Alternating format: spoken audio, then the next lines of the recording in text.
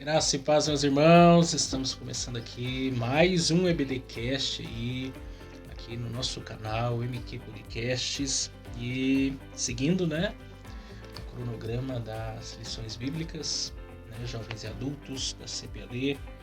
Temos ataques contra a Igreja de Cristo. Hoje nós vamos falar sobre a sutileza do enfraquecimento da identidade pentecostal. Nossa, o nome é grande. Para vocês, lógico que para quem nos acompanha, do meio pentecostal, essa é uma aula já bem institucional também, daquilo que faz parte do credo das Assembleias de Deus, da nossa teologia. Nós vamos observar esse tema aí, os temas que vão ser tratados hoje. Então, sem perder tempo, eu quero que você se inscreva já aqui no nosso canal.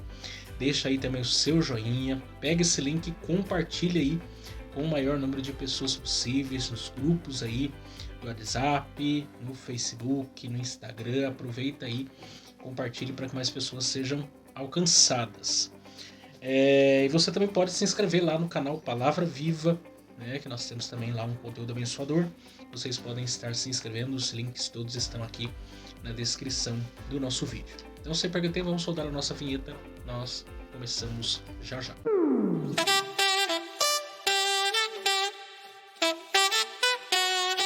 Muito bem, estamos de volta.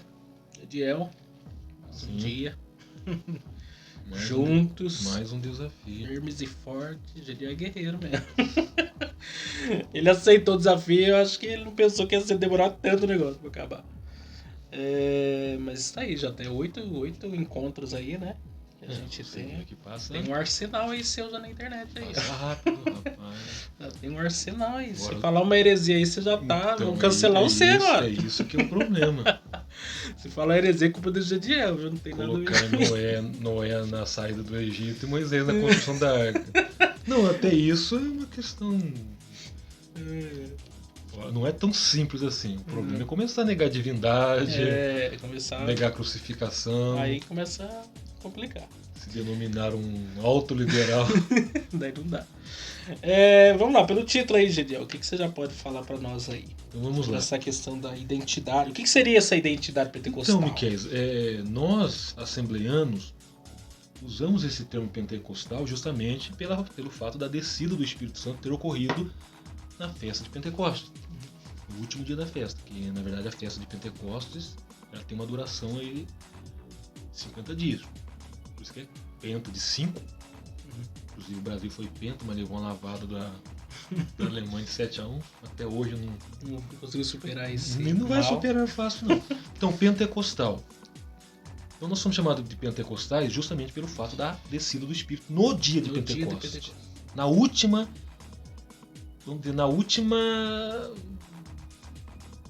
centelha de fogo que estava para terminar. Vamos dizer que a fogueira está lá, a última fagulha para concluir a festa, o Espírito Santo desce. Agora, se fosse olhar pela lógica, eu nunca participei de uma festa de Pentecostes. Os judeus, sim, eles podem usar esse termo porque eles viviam dentro desse contexto da festa de Pentecostes, que é uma questão cultural. Então, o que nós poderíamos usar no lugar de pentecostais? Pneumaticós. A palavra pneumaticós é aqueles que são guiados pelo Espírito. Então, a partir do momento que o Espírito Santo desce, a igreja é guiada pelo Espírito. Então, o que Jesus falou? Convém que eu vá para que ele venha. Se eu não for, ele não vem. E quando ele vier, ele vos fará saber tudo acerca de mim. Então, quem que está ligando a igreja a Cristo, levando a igreja a viver Cristo, é o Espírito. Ele que está alavancando a gente para uma experiência melhor com Cristo. Então, pentecostais pela festa, mas pneumaticós pelo fato do Espírito. Então, nós somos pentecostais pelo fato da descida ter ocorrido na festa de Pentecostes, mas ao mesmo tempo nós somos pneumaticós. Que a partir do momento que o Espírito Santo ele desce, ele rege a igreja. Inclusive, Atos capítulo 13. A igreja estava orando, jejuando, numa íntima comunhão com Cristo, que é o Senhor da igreja. E o que fala o Espírito? E disse o Espírito Santo à igreja: opa, separai para mim, Paulo e Barnabé. Aí Paulo quer ir para Bitínia e o Espírito Santo diz: não vai para Macedônia. Então a gente vê, nós vemos, melhor dizendo, vamos tirar essa expressão, a gente vê, em português é complicado. Nós vemos que é uma ação puramente do Espírito. Sim. Então, ficamos com a expressão pentecostal por causa da festa, mas ao mesmo tempo podemos dizer que nós somos Quer dizer, a pneumaticós. ideia do povo pentecostal é um povo que dá ênfase na questão do Espírito Santo. Na ação, no Na ação do mover. Espírito Santo, no batismo. Temos essa questão justamente de defesa do Dos dons batismo com o Espírito espirituais. Santo. Não somos cessacionistas. E do que vem do movimento da Rua Azusa também. 1906, em Los Angeles. Então você vê movimentos que são gerados pelo Espírito. Ele leva a igreja a buscar. Eu até compartilhei uma frase no status do Spurgeon, do Charles Spurgeon. Quando Deus quer revelar alguma coisa à sua igreja, ele convoca o seu povo a orar. Pode ver. Se Deus quer gerar algo na igreja, quem é que vai levar a igreja à oração? O Espírito que está com a igreja. Então nós somos uma geração, depois da descida do Espírito Santo, que ele permanece com a igreja até hoje, então nós somos uma igreja pneumaticós. É uma igreja guiada pelo Espírito Santo. Essa ideia aqui do enfraquecimento que o autor quer colocar aqui seria por quê? Por causa dessa nova onda do neopentecostalismo. Quando a gente vê a história do pentecostalismo no nosso país mesmo, né, tem as ondas, né? A primeira onda é a nossa mesmo, a tradicional, Assembleia de Deus, que a Assembleia de Deus, tal. 1911, que na verdade não é 1911, a gente tem uma questão também de data, porque o começo com o Daniel Berg e Gunnar Wringen, se a gente for lá pela questão histórica, era a missão da fé apostólica. Então a partir de 1918 começou a usar o termo Assembleia de Deus. Então não era Assembleia de Deus. Aí veio a Congregação Cristã em 1911, 1910, Assembleia de Deus em 1911, aí vamos colocar então como Assembleia de Deus fundada em 1911, primeira onda. Depois tem a segunda onda, que é a Igreja Deus é Amor, a Igreja Brasil para Cristo, a Igreja do Evangelho Quadrangular. Aí depois tem a terceira onda, que já entra numa visão mais neo. Cada uma dá uma ênfase, Sim. que a primeira onda é o batismo do Espírito Santo, é o falar em línguas, é a evidência. É a ação dos dons, é aquele... A segunda onda já, questão de cura divina, né? De ação sobrenatural, de milagres. etc. Já a terceira vem a setor de milagres e tal. Milagres não, prosperidade, né? E tal. Agora diríamos uma quarta já entrando que é mais comunidade, teologia do coach. Que é mais comunidade. Aí, essa que é preocupante. Porque a gente, novamente, a gente descarta a gente, aí corta aí, ó, vocês que estão assistindo, corta fora. Então nós saímos da primeira onda para a segunda onda, entrando na terceira, então nós estamos entrando numa quarta. Então entra a teologia da autoajuda, bem teologia humanista do coach, mesmo, bem antropocêntrica. Totalmente antropocêntrica. Abre a janela para a vida. Que agora, porque aí da teologia da prosperidade, ela trabalha, ela é manipulativa, né? Não, você tem que usar sua fé. Tal. Ela trabalha um sobrenatural manipulativo. Persuasiva também. Persuade. Só que a teologia do coach, ela já não coloca, tipo... Ela não atribui tanto ao poder, alguma coisa sobrenatural. É mais no homem mesmo. Você pode, você vai conseguir. É você que manda. Sim. Quer mexer onde? Na sua consciência. É como você se você pensa. É como se você colocasse Deus de escanteio e dissesse assim, não, eu sou o cara, Deus vai validar aquilo que eu penso. É a visão humanista. Você pega Sócrates, você pega Voltaire, que fala? Escreve lá Voltaire, mas vamos colocar Voltaire. Voltaire. O Fromm, que é um alemão, se eu não estiver enganado, é Emily Fromm. Todos humanistas. Porque essa é a ideia diabólica.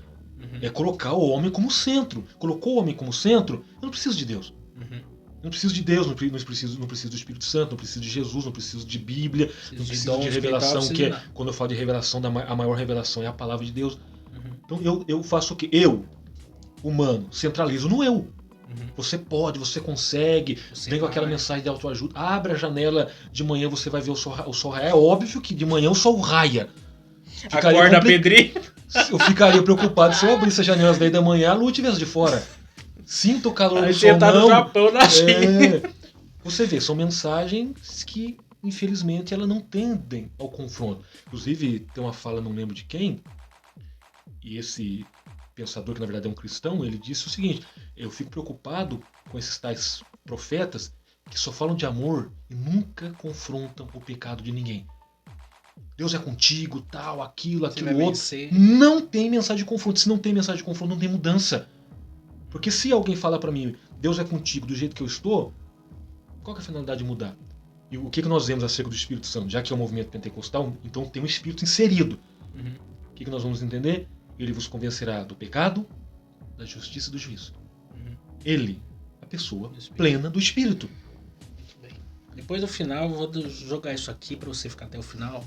No final, eu quero que você faça 3 pontos positivos do pentecostalismo, 3 negativos. Só 3 para você não dar uma lista gigante. Vai pensando. 3 negativos? 3 positivos. 3 é pouco, né? Mas deixa 3 para os irmãos não escandalizar. Negativo? Negativo e 3 positivos, né? Rapaz, negativo. Você pega pesado, né, velho? Vamos lá. Textual diz aí Atos 2,4. E todos foram cheios do Espírito Santo e começaram a falar em outras línguas conforme o Espírito lhes concedia que falassem. Verdade prática, a doutrina do batismo, o Espírito Santo e o falar em línguas como sua evidência são um distintivo pentecostal mantido pela nossa igreja. Então vamos lá, já que você tocou na palavra aí, e todos foram cheios do Espírito Santo, começaram a falar em outras línguas. Se você for pegar o dicionário, o Novo Testamento grego interlinear, a palavra línguas aqui é glossolalia. Se é glossolalia, como é que eu entendo? São línguas estranhas, incompreensíveis à mente humana, ou são idiomáticas? Porque eu tenho que entender... Pode até que exista, mas vamos colocar aqui no entendimento bíblico, conforme o Novo Testamento. Idiomáticas. Existe uma língua angelical, falada só pelos anjos, porque alguns vão defender que o batismo no Espírito Santo que os pentecostais professam, creem, sim, não é uma língua de idiomas. Eles vão dizer, não, é uma língua angelical, então, lá, algo dessa natureza. Não estou dizendo que eu defendo, estou dizendo que é pra gente entender aqui o que nós entendemos biblicamente sobre o assunto. O que você pensa? Então, vamos lá. Eu sou assembleano, logo sou pentecostal. Sou batizado no Espírito Santo, falo em línguas. A hora que eu sentir, a hora que eu quiser, pronto, é minha. Recebi é pra mim falar mesmo. Agora, o ato de falar em línguas estranhas está baseado em Atos ou em 1 Coríntios? Porque 1 Coríntios capítulo 12 e 1 Coríntios capítulo 14 falam de línguas estranhas, da profecia, que exorta, consola e conforta, que são 3 pilares da profecia em si. Mas aqui, como a língua portuguesa, mas porém, todavia, aqui, você vê que é idiomático. Por que é idiomático? Todos os que estavam reunidos, quase, ou em torno de 120 pessoas, foram cheios e também, do Espírito Santo. Na continuação do próprio texto, vai dizer que cada um ouvia segundo o seu idioma. E aí? Quer dizer, lembrando que a fé de Pentecoste havia gente de todas as regiões do mundo. Então vamos dizer que se lá houvesse um brasileiro, lá houvesse um argentino, lá houvesse um russo, um húngaro, se eu estivesse lá, tudo bem que a minha língua em si não é o português, a minha língua natural, do meu contexto de solo, é o tupi. Nós deveríamos estar falando tupi-guarani agora, não português, mas falamos o português. É tupi-guarani. Português. Nem o português direito a gente fala. A gente não consegue. A gente, de novo, nós não conseguimos. Os portugueses só atrapalharam a vida. Aí você vê, então vamos lá, idiomático. Se eu estivesse lá, eu falo português. Vamos dizer que Pedro, o apóstolo que andou com Jesus, começasse a falar em português. Ele é judeu, ele fala hebraico, se for olhar pela lógica. Sim. Aí eu paro e penso, opa, calma aí. O grego, no caso. Penso eu que todos que estão lá não conhecem a língua portuguesa. Eu saí lá do Brasil, atravessei todo o contexto para chegar na festa de Pentecostes. Hoje ele poderia usar os dialetos. Você vai para a África. Sim. Eles falam um idioma e inúmeros dialetos. Vários dialetos. De um bairro para o outro muda a linguagem. Então imagina, você tá num contexto que só fala aquele dialeto. Aí você chega num lugar e alguém tá falando o mesmo dialeto que você, e aí? Então essa que é a questão. Aí o que nós vamos encontrar? Idiomático. Todos os que estavam reunidos começaram a falar línguas. E as pessoas que estavam de fora, do lado de fora, começaram a entender na sua própria língua. Então eu começaria a entender na língua portuguesa. Opa, alguém está falando em português. Eu estou entendendo nitidamente. Deus está sendo glorificado nisso, porque é uma ação sobrenatural. Ninguém lá aprende a falar português. E também lembrando o fato que eles eram galileus. Sim. O próprio Galileu ele já era preconceitualizado, porque ele era como se fosse... ter um preconceito, mas é como se você tivesse um sotaque de uma região pobre do país. E aí vai assim, não, esse é igual o caso lá de Pedro lá no pátio, né? Na crucificação. A Sim. mulher fala assim, não, mas você não tem como nem dizer que você não é Galileu, meu A amigo. tua fala te A denuncia. tua fala eu já sei. Sim, Aí sim. ainda vai dizendo mesmo a continuação do texto, capítulo 2, né? Fala assim, mas não são todos esses galileus? Sim. Em outras palavras, eles não são a ralé do Israel? E como é que eu estou Como que ouvindo esse povo falar? sabe falar outra língua? Então, é o meu idioma. Estavam falando na língua de quem mora na Panfilha, na Capadócia, no Porto, não, Ponto seria Portugal, de outras partes. Uhum. Então houve aqui uma ação evangelizadora, que não deixa de ser uma ação sobrenatural. Inclusive aconteceu um caso com um pregador brasileiro que foi pregar na França, não vou lembrar o nome, e ele pregava e precisou de um intérprete. Eu falo em português, o intérprete lança a fala em francês. E o que é isso? De uma hora para outra, esse irmão começou a pregar em francês. Agora me explica, isso não é ação sobrenatural? Não é o falar em línguas? Aí vem a questão. Nós somos pentecostais, acreditamos no falar em língua. Eu não sei como tá na confissão, na declaração de fé, eu não sei se a revista... Eu dei uma lida, mas eu não vi que eles não abordam, pelo menos aqui na revista, não profundamente sobre a questão. Por quê? Mas se a confissão de fé entende como línguas Idiomáticas, né, ou como língua dos anjos. Né? É porque aqui não, se você for ver nitidamente no texto, porque há divergência no próprio meio pentecostal sobre esse tema. Porque uns vão dizer que é idiomática, como está no texto. porque vem de glossolalia no grego. Né? E outros vão se agarrar em alguns textos bíblicos do Novo Testamento mesmo, que dá ideia. Porque Paulo vai falar em 1 Coríntios 13 lá sobre ainda que eu falasse a língua dos anjos.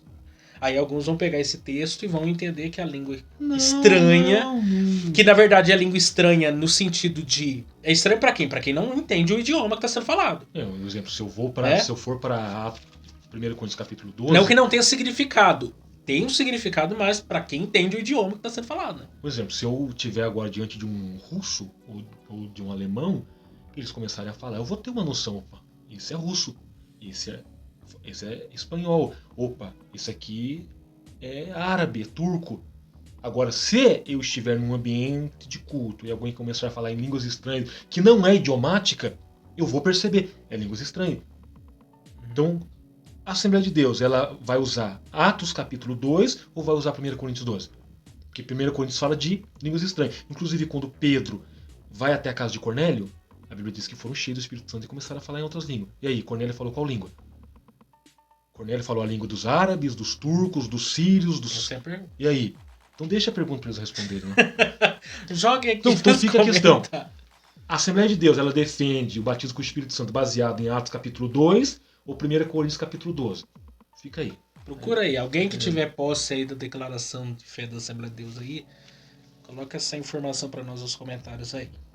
Porque a gente precisa Mas pensar o que eu nisso. acredito, que eu entendo que o Gediel acredita da mesma forma, é o línguas idiomáticas. Sim, porque lá... não faria, na verdade, também sentido. Um outro ponto, e isso aqui é importante antes de nós entrarmos no tema, porque, inclusive, algumas pessoas se falam em mistério, falam em línguas, porque assim o diabo não vai entender o que você está falando. Mas peraí, se é a língua dos anjos, ele é um ser celestial caído. Se existe um idioma celestial, do ser celestial, ele sabe o idioma. Então, uma outra questão. É um negócio assim meio, sabe, sem sentido. Então vamos tentar entender. Capítulo 3. E outra coisa, os próprios idiomas. Você acha que o Satanás não conhece todos os idiomas, gente? Ele conhece todos os idiomas, ele está em todas as culturas, em todas as épocas então vamos tentar da humanidade. Vamos tentar entender Atos capítulo 1 Coríntios capítulo 13, como se Paulo estivesse dizendo, ainda que eu falasse uma língua desconhecida da língua humana. Porque se um anjo vier aqui para falar comigo, ele vai falar na língua dos Ele vai falar comigo, no português. Ele não vai chegar aqui falando mandarim, marciano ou uma língua de qualquer outro planeta. Ele vai falar português. Que lógica que tem Deus mandar um anjo para falar comigo numa outra língua? Por exemplo, Gabriel chega e fala com Daniel. E é o mesmo Gabriel que chega e fala com Maria. Que entrega, no caso ele veio para entregar mensagens. Mensagens para Daniel e mensagens para Maria. É o mesmo. Como é que ele chegou para falar com Daniel? E Daniel provavelmente, no contexto já babilônico, teve que aprender outro idioma, que não era o seu próprio. O anjo foi falar o quê? No idioma que ele estava contextualizado. Exatamente. Então, o que eu entendo de 1 Coríntios? Inclusive, até a ideia do anjo é mensageiro, né? Sim. Aí você vê. Então, eu entendo o capítulo 13 de 1 Coríntios, como se Paulo estivesse dizendo. Ainda que eu falasse uma língua desconhecida, uma língua que não é normal o ser humano falar, mas não tivesse amor. Porque línguas estranhas, Aí está lá, quem fala em línguas estranhas não fala aos homens senão a Deus, porque fala em mistério. Por isso que Paulo fala, ore para que haja interpretação. Se não houver interpretação, Paulo já é bem enfático. Vamos ser franco, cala a boca. Ele vai direto, cala a boca, fala consigo mesmo. As pessoas querem tirar a primeira... Os pentecostais não gostam de 1 Coríntios capítulo 14. Então, por quê? Porque ali é a organização de como funciona. E ainda se você prega sobre isso, o povo diz ser geladeira. É, No meio do pentecostal. Você não é muito pentecostal, não. Você é muito... Inclusive, o próprio Paulo fala que o espírito do profeta está sujeito a profeta e no culto precisa que não ter existe ordem. Possessão do Espírito Santo. Não. E ninguém fica possesso do Espírito Santo a ponto de perder a razão. De não saber onde Se perder a razão, não é o Espírito Santo, provavelmente. É outro espírito. É outro e a questão, o espírito do profeta é sujeito ao profeta, significa o quê? Que eu tenho controle sobre as minhas emoções. E o que Paulo fala? No culto precisa haver ordem, decência, para que não haja um culto bagunçado. Sim, tem sábado, tem doutrina. Mesma coisa, eu vou pregar, começo a pregar às 20 horas, para encerrar às 21. Um sermão expositivo, tempo bom para você pregar. Comecei a pregar, de repente alguém se levanta, assim diz o Senhor. Aí eu vou calar? Não, se Deus está falando por mim, eu estou falando pelo meio do se ele tem uma mensagem de Deus, o espírito do profeta é sujeito. Ele se controla, mantém aquela mensagem com ele, ouve a mensagem pregada, terminei de pregar, irmãos, amém. Ele se coloca de pé, assim diz o Senhor, pronto. Para que haja ordem, decência, e para que todos aprendam como é que funciona. Senão eu vou... E se no decorrer das 20 horas a 21 horas tiverem 4 profecias? Eu fui interrompido 4 vezes. Quando é que eu termino a mensagem? E a mensagem que Deus te deu? E o que Paulo fala para Timóteo? Aí Deus se confunde? Ele te deu uma mensagem, mas vai deixar você pregar? Então, aí o que Paulo fala a Timóteo? Pregue a palavra em tempo e fora de tempo. Mas vamos lá para a leitura. Vamos lá. Que vai esquentar hoje aqui o negócio. Fogo pentecostal vai pegar aqui. Pode ver que já... A leitura bíblica em classe aí está em Atos capítulo 2, né? Vamos ler aqui. E também em 1 Coríntios 12. Cumprindo-se o dia de Pentecostes, estavam todos reunidos no mesmo lugar. E de repente, veio do céu um som, como de um vento veemente e impetuoso, e encheu toda a casa em que estavam assentados. E foram vistas por eles línguas repartidas como de fogo, as quais pousaram sobre cada um deles. E todos foram cheios do Espírito Santo e começaram a falar em outras línguas, conforme o Espírito Santo lhes concedia que falassem. 1 Coríntios 12, a partir do 7 diz: Mas a manifestação do Espírito é dada a cada um para o que for útil, porque a um pelo Espírito é dada a palavra de sabedoria, a outro pelo mesmo Espírito a palavra da ciência, e a outro pelo mesmo Espírito a fé, e a outro pelo mesmo Espírito os dons de curar, e a outra a operação de maravilhas, e a outra a profecia, e a outro o dom de discernir os espíritos, e a outra a variedade de línguas, e a outra a interpretação das línguas, mas um só é o mesmo Espírito opera todas essas coisas, repartindo particularmente a cada um como quer. Esse como quer é como eu quero ou como ele quer? Como ele quer. Exatamente, porque ele que sabe como deve ser a manifestação. São dons diferentes, mas um mesmo Espírito operando na vida de cada um. E uma outra questão, Miquel, pra gente sair daqui. O dom pode ser único ou a pessoa pode ser utilizada em todos? Por exemplo, eu ouço aquele irmão, ele sempre é usado na profecia. Aquele é sempre usado nos dons de cura. Porque eu preciso entender, se o Espírito quem determina como funciona... também. Por exemplo, se eu estou no hospital... E o dom também é aquela questão. O dom para sempre. Então, é isso. Naquela pessoa. Exato. Exemplo, às vezes a pessoa vai falar em línguas uma vez. Às vezes vai profetizar uma vez, como o caso de Zacarias. Então, pai de João Batista. Um exemplo, eu estou no hospital. Dom de curar Qual também. que é o mais óbvio para funcionar ali? O dom de curar, porque eu estou num quadro de enfermidade. Mas pode ser a profecia? Pode. Olha, meu irmão, tem uma mensagem de Deus para você, pela profecia. Exorta, consola, conforta. O Espírito Santo quis me usar naquele dia com dom de profecia. Mas no dia seguinte eu voltei no mesmo quadro, no mesmo contexto, e o Espírito Santo ministra sobre ele a cura. Pronto, em nome de Jesus seja curado. Pronto. Estou bem. Pode ver, quem distribui os dons é o Espírito conforme ele quer. Se ele quiser usar o João na profecia hoje, amanhã ele pode usar o João na interpretação. Nas operações de maravilhas, nos dons de curar, porque na também palavra o da dom ciência. ele se manifesta na necessidade do contexto Sim, que está se inserido. Exato. Algumas pessoas até questionam por que em certas comunidades, igrejas, parece haver mais manifestação de certos dons e em outras não. Aí você tem que olhar o contexto de cada igreja. Sim. Porque o dom vai se manifestar dentro da necessidade de cada comunidade, E o que de que cada Paulo, igreja. e o que que Paulo fala? Buscai com zelo os dons espirituais, vírgula, principalmente de profetizar. Uhum. Pode ver que Paulo gosta de enfatizar, porque é palavra. A profecia entra no tocante à palavra. Sim. Ela exorta, consola e conforta. O impedimento, às vezes as pessoas pensam que é só de proferir mensagem. Não, o dom do profeta mesmo, do pregador. A pessoa tem iluminação do Espírito para abrir a Bíblia, né? Porque tem pessoas que acham que pregar é só abrir a Bíblia e falar. Um exemplo. Não, tem gente que tem um dom. Você sabe que aquele cara tem um dom de profecia, de ser pregador da palavra. Onde você encaixa essa questão do dom de conhecimento? Opa. Pensa bem, você pega um texto, você esmiuça o texto, a igreja fica de boca aberta.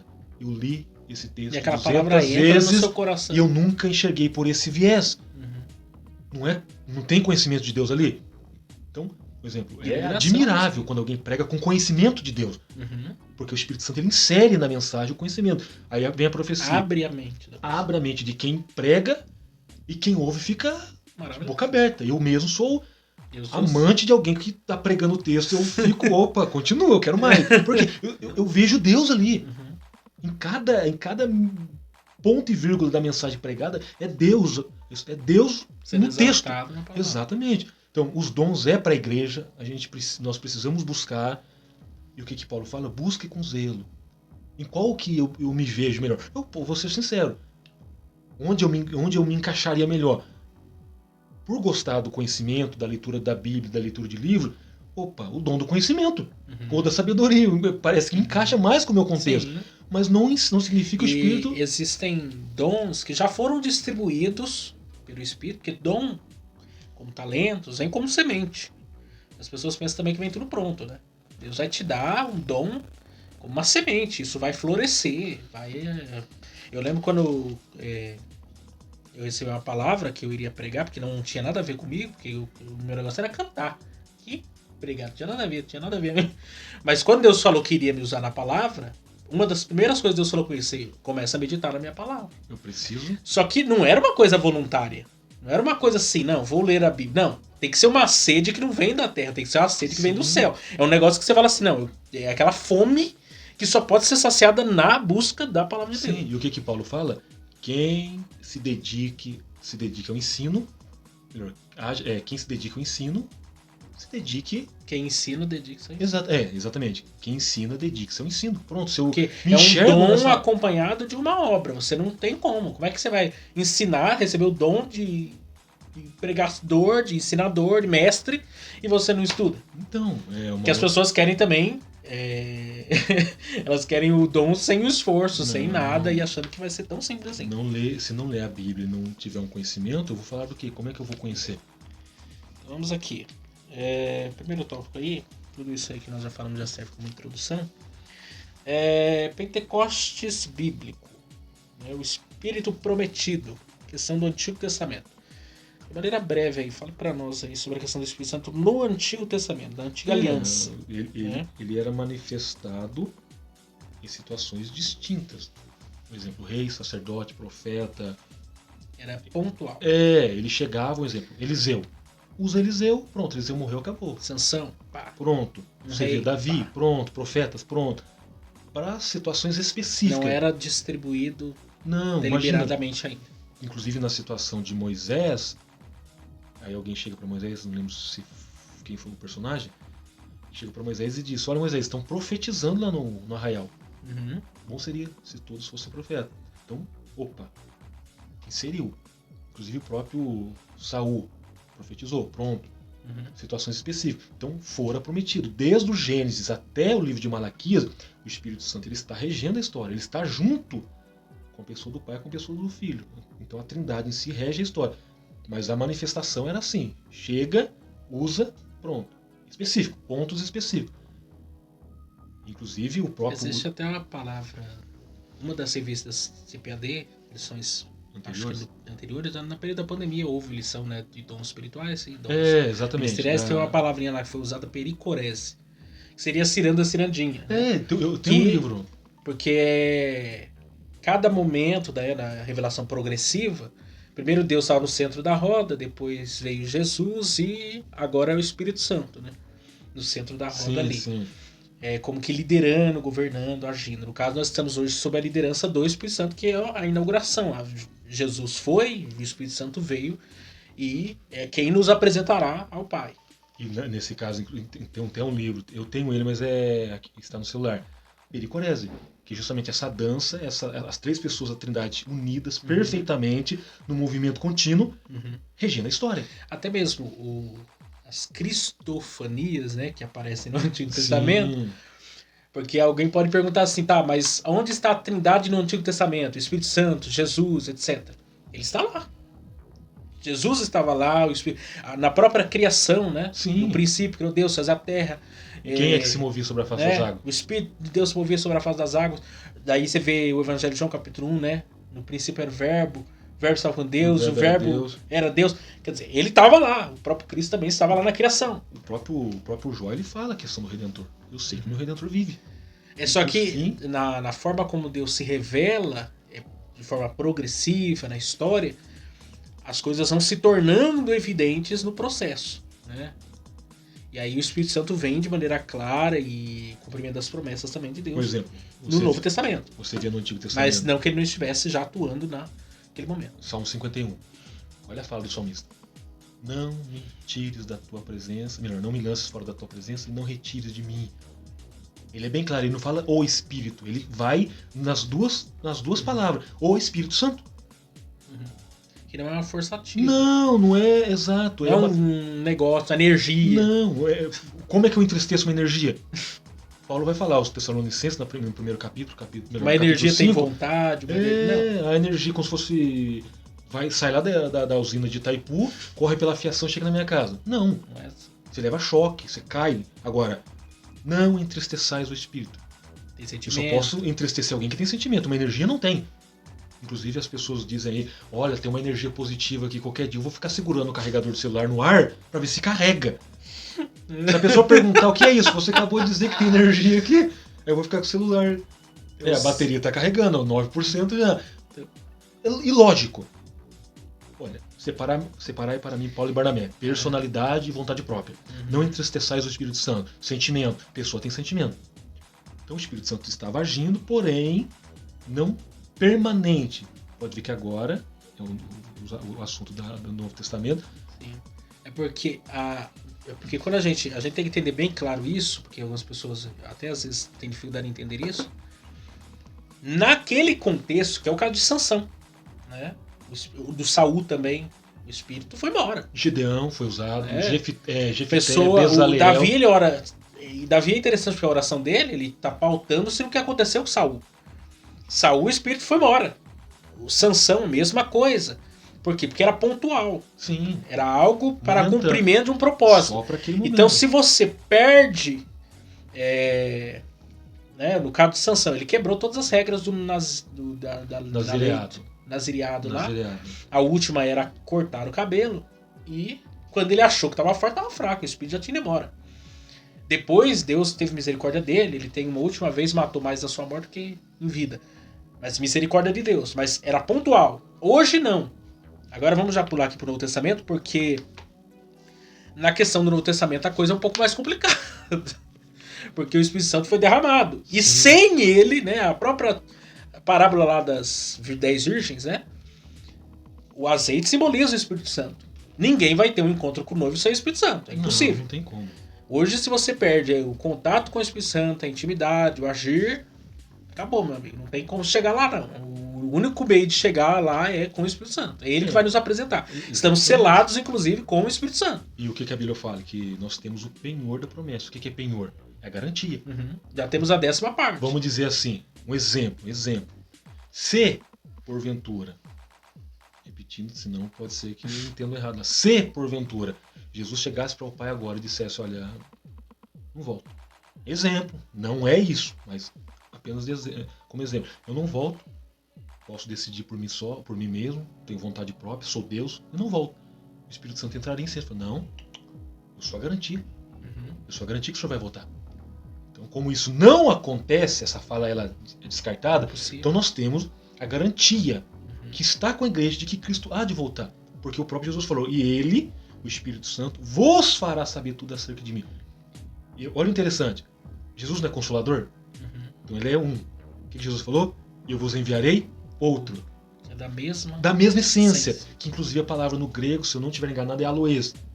Diferente da palavra que Paulo usa em Gálatas capítulo 1 e 8 para hétero, que é se alguém vos anunciar um outro evangelho diferente desse.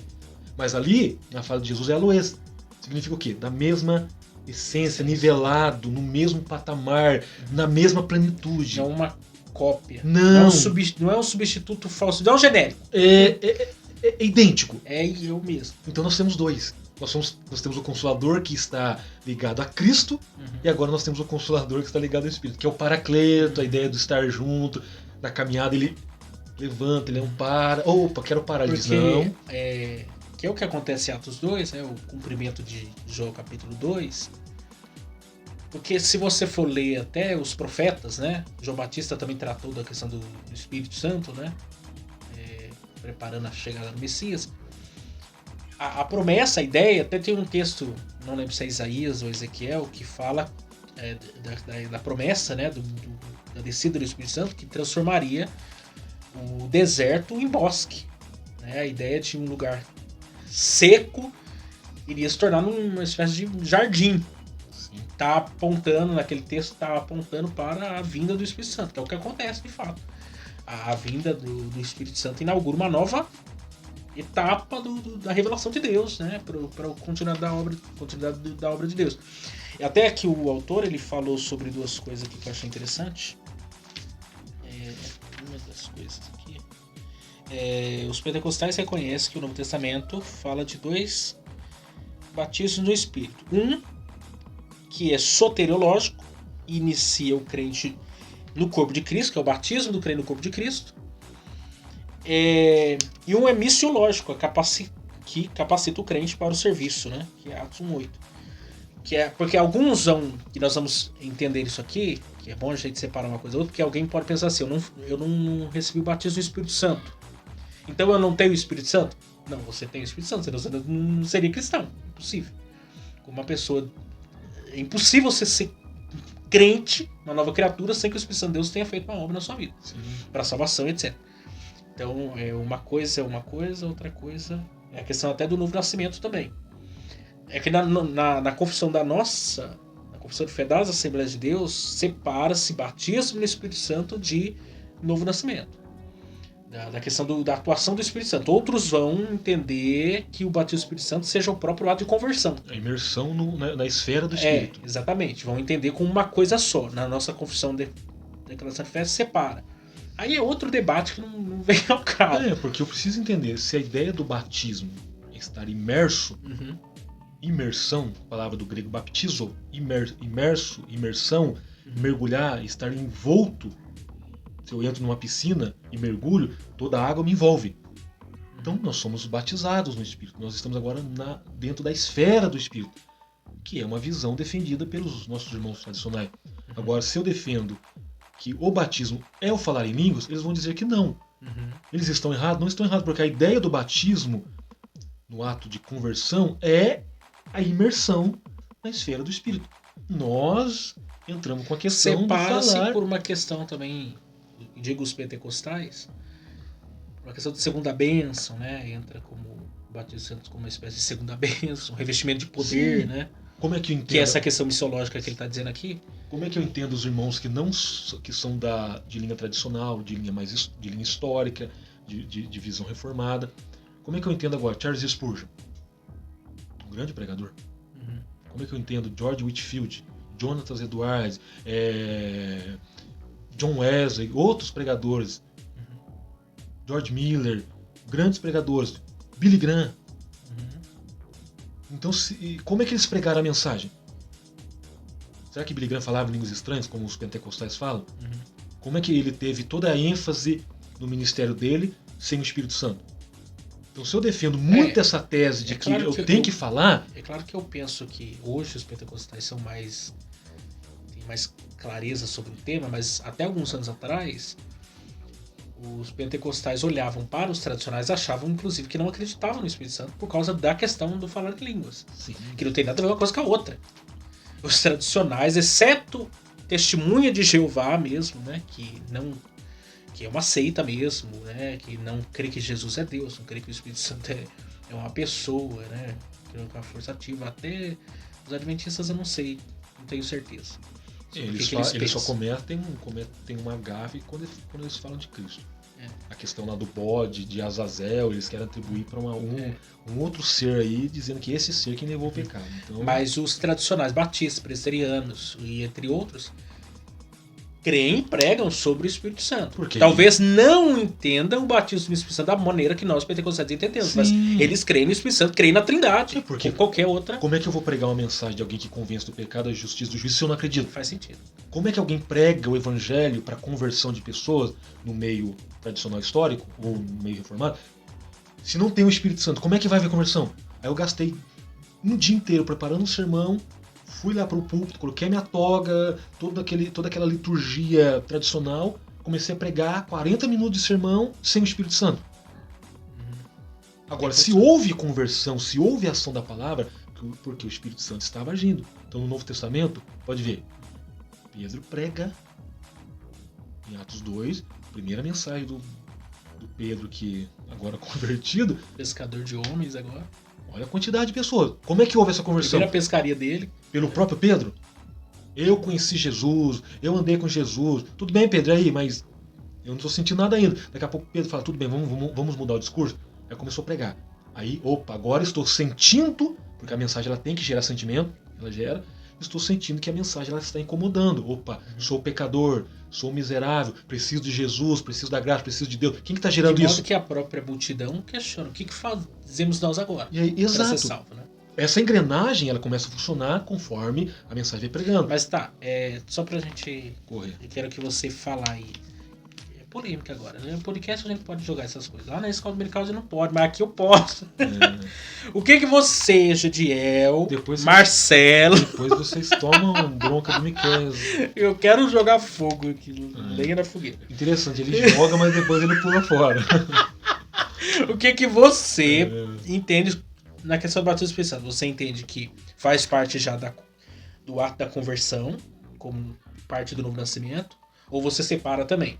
O novo nascimento é uma coisa, o batismo do Espírito Santo é outra. Se eu for lá pela não na visão assembleiana, então, mas na visão teológica sua já, observando, pensando. Eu preciso olhar, porque eu estou dentro de um contexto assembleiano. Então, eu tenho que olhar no meu aquário. Se eu fosse um batista, enxergaria na visão batista. Eu vejo, quando Cristo me alcançou pela graça, Efésios 2:8, porque pela graça foi salvo, pronto. O Espírito Santo me pegou e me inseriu.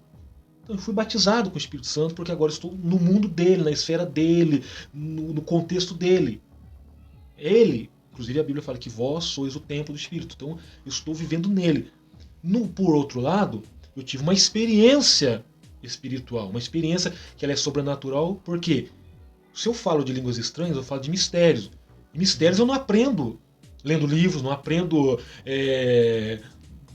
cantando, eu não aprendo andando de bicicleta. É uma experiência que é gerada pelo Espírito Santo. Inclusive eu fui batizado com o Espírito Santo, assim, no ato de falar em línguas, numa conferência missionária. Quem estava pregando no domingo, no sábado à noite, se não estiver enganado, foi o pastor Nemésio Gomes. Na época ele era solteiro. Que ano foi, você lembra? 2000 eu vim do Ministério do Belém de Guaratinguetá para o Ministério do Belém de Pinda, dia 9 de junho de 2001. Se não estiver enganado, foi 2002 ou 2003. Então, eu tive essa experiência. É algo que você sente no corpo, é algo que não dá para explicar. Para quem não... Exato, a pessoa vai dizer, eu não acredito. Aí é um problema, vamos ser sinceros, é um problema do indivíduo. Eu falo da minha experiência. Eu senti o corpo reage de uma forma diferente, você sente uma coisa diferente. É a mesma coisa. Só quem come uma caixa de bombom de alta qualidade que pode dizer daquilo. Só quem tomou banho num mar diferente de todos os mares que pode falar, eu estive lá, a água é diferente, a água tem um cheiro diferente, porque eu vivi a experiência. Então você entende que ao mesmo tempo, um novo nascimento, a imersão do Espírito, e também uma experiência particular. Exato, que é no caso... Que é um revestimento de poder, então. Seria, na sua ótica, um revestimento de poder. Então, mas se eu defendo que, na minha ótica, é um revestimento de poder, como é que eu faço com os meus irmãos históricos, reformados. Por Então, exemplo. esse é o ponto Então, da mas aí que é a polêmica. questão. Porque também, que nós vamos chegar aí, porque os pentecostais, eles vão entender, vamos até já pular aqui pra gente adiantar, que vai falar nisso aqui, né? O distintivo pentecostal da nossa igreja. Questão aqui da atualidade dos dons, né? Você já vai entrar no capítulo 2, no tópico 2? 2. E a questão das línguas como evidência. Então, Essa é a questão que eu quero saber. Então vamos lá. Então nós já pegamos o subtópico 2 do tópico 1. Isso. Que é o Espírito Santo derramado. Que agora ele está com a igreja, ele vive na igreja, ele rege a igreja, ele move a igreja. A mensagem sem ele não tem ênfase. Então vamos lá para o... Porque aqui no tópico 2 ainda vai ter uma fala aqui que eles vão falar do Agostinho, né? Que Agostinho pensava que os dons haviam sido somente para o contexto do Novo Testamento. E isso foi sendo maximizado ao longo da história da igreja, né? Tanto no período dos reformadores, etc. Só a partir do movimento pentecostal mesmo. Com o John Wesley já existia também algumas coisas mais ênfase na questão do Espírito Santo, mas como os pentecostais, não. Então, mas como é que eu entendo agora a questão de Martin Lutero? Inclusive no livro escrito pelo Orlando Boyer, ele até passou por Pindamonhangaba, ele morou um tempo no Ibade, frequentou a sede aqui do Belém. O Orlando Boyer participava da escola bíblica dominical aqui. Sim, Pinda não é fraco, não. Boyer esteve em Pinda. Muitos outros, né? Você pega o livro, eu falo porque eu já li Heróis da Fé, escrito pela CPAD. E lá fala que Martinho Lutero falava línguas e profetizava. E aí? Se eu defendo a ideia do cessacionismo, por que eu defendo? E como é que eu entendo agora, Marcos? E esses também sinais... um pouco complicado de entender. Talvez sejam os discípulos que colocam palavras na boca do mestre que ele nunca falou. Porque até o João Calvino é chamado e considerado teólogo do Espírito Santo. E aí? A pessoa vai falar tanto do Espírito Santo, porque em toda a história da igreja não teve, até o momento da reforma, ninguém falou tanto do Espírito Santo como Calvino vai falar, e depois dele vai surgir outros. Sim. Até na declaração de fé, o credo apostólico, creio em Deus Pai, Todo-Poderoso, tal, Criador, Jesus, Nascida Verde, Pôncio Pilato, tal, creio no Espírito Santo. E não fala mais nada. Então, agora, se eu defendo o cessacionismo, por que eu defendo? Aí Jesus fala, e esses sinais seguirão. Tem lá, expulsar demônios, curar enfermos, falar em outras línguas. Mas se eu defendo a ideia dos cessacionistas, que os dons foram só para aquela época, por quê? Então, se houve manifestação sobrenatural na igreja primitiva, e eu tenho base para isso, Atos capítulo 3, o coxo. Não tem ouro, não tem prata, mas isso que tem vos dou. Em nome de Jesus levantando. O coxo levantou. Paulo estava lá na ilha chamada Malta, depois do naufrágio. O pai de Públio estava lá enfermo. Paulo chegou para ele. Inclusive, se você vai ler em Atos, Paulo não fala o nome de Jesus. Não com desprezo. Mas Paulo fala, eu te curo. Porque ele já recebeu a autoridade. Então o nome de Jesus, pronto, está curado. Resolveu a situação. A questão de Dorcas. Ela estava morta. Pedro vai lá e ora, a mulher ressuscita. Isso não é ação sobrenatural? Então, se houver hoje uma ação sobrenatural, não é ação do Espírito, a gente vai atribuir para quem então? Então, se entrar um irmão deficiente, coxo, aleijado no culto, e houver uma manifestação do poder de Deus, uma ministração da cura, aquele irmão sair de lá andando, uma perna menor com a outra, agora as duas pernas estão niveladas, aquilo ali é o que? Ação maligna? Porque, então, eu sou do continuismo. Os dons são para a igreja atual. O sensacionismo, ele esbarra com muitos problemas. Que é a própria realidade atual. A gente continua vendo milagres. Sim. Abundantemente. A experiência dos crentes. Sim. De tudo mais. Como que eu vou negar o testemunho de pessoas que viveram e experienciaram curas, milagres e tantas coisas? Então. A própria testemunho da história. Tantos homens de Deus que viveram... George Miller é conhecido como apóstolo da fé. George Miller. Então você vê. Ah, mas foi para alavancar a igreja precisava ser alavancada, precisava de um crescimento. Então houve a necessidade dos dons. Mas a igreja continua. O Espírito Santo continua. Eu posso entender aquilo que a gente comentou anteriormente. Hoje, lógico que eu entendo. Deus, ele pode... A pessoa tá lá enferma, câncer. Eu creio que a gente vai orar, a pessoa pode ser curada. Deus pode arrancar aquele câncer e acabou. Sim. Mas hoje a gente tem recursos médicos. A pessoa pode ir lá, fazer um acompanhamento, vai fazer uma quimioterapia, vai fazer um tratamento. pode vir a cura por meio de um tratamento. Da ciência. Da ciência. Não tem nenhum problema quanto a isso. Só que as pessoas... Então, você tem que entender as coisas dentro do seu contexto. Mas se for da vontade de Deus querer fazer o milagre, acabou. Sim. Compete a ação do Espírito Santo. Se Sim. quiser fazer, acabou, ele vai fazer. E agora, se tem os dons espirituais, se tem ações de cura... E às vezes a medicina também não tem resposta, não tem solução. Não tem. Deixa isso pra quê? Pra ação do Espírito Santo de Deus fazer o milagre. Então, quando eu defendo a ideia do cessacionismo, então se houver uma cura hoje, agora, de uma pessoa que entrou cega e está vendo, uma pessoa que entrou surda e muda, agora está ouvindo e falando, uma pessoa que entrou com um membro atrofiado, agora o membro está normal. Aquilo ali é o quê? Ação maligna que não é. Tá, até o caso lá de Pedro lá, né? Que você comentou, capítulo 3 de Atos. Ainda depois da continuação do texto, que vai ser uma longa discussão em cima disso, Sim. aí vão procurar os pais dele, falam assim, não, mas ele já é velho. Ele pode falar por si mesmo. As pessoas querendo achar um motivo para descrer no milagre que havia acontecido. Então, é essa que é a questão. Então, a nossa ênfase é no continuismo. Se o mesmo Espírito que operou na igreja primitiva é o mesmo Espírito que opera hoje. Por que o Espírito Santo operou com os dons espirituais lá só para alavancar a igreja e agora ele resolveu abandonar os dons? Então, se é o mesmo Espírito que regeu a igreja primitiva, também, é o mesmo. E aonde entra a promessa que Jesus falou, farão sinais maiores do que eu fiz? Então, Isso foi retido só aos apóstolos? Não ficou retido o restante da igreja até os dias atuais? Por isso que eu falei, lembra de Atos, Marcos, melhor dizendo, capítulo 16. De pregar e tal, depois tem lá, esses sinais seguirão os que crerem. Então, se eu creio hoje, é óbvio que os sinais acontecerão. Ele é o mesmo ontem, hoje também.